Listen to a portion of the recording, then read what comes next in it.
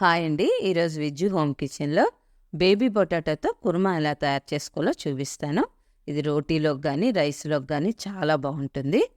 ఇప్పుడు దీనికోసం నేను మసాలాల్ని ఎలా తయారు చేసుకోవాలో చూపిస్తాను.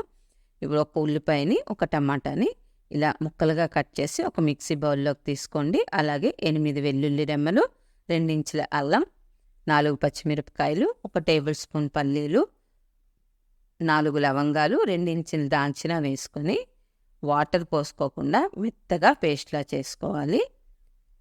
ఫ్రెండ్స్, ఈలోగా ఈ వీడియోకి ఒక్క లైక్ చేసి నన్ను సపోర్ట్ చేయండి ఫ్రెండ్స్.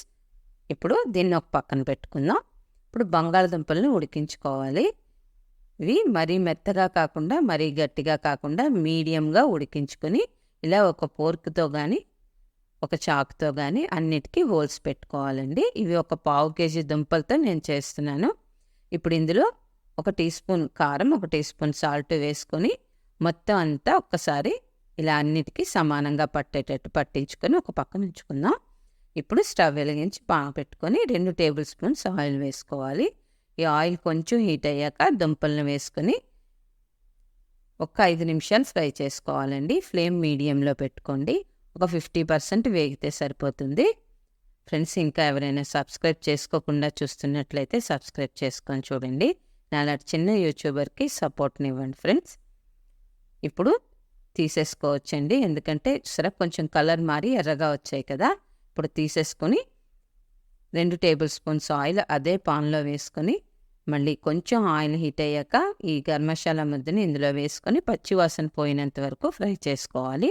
ఇప్పుడు ఇందులో 1 teaspoon salt, 1 teaspoon కారం, 1 teaspoon garam masala powder వేసుకొని మొత్తం అంతా కలుపుకోండి.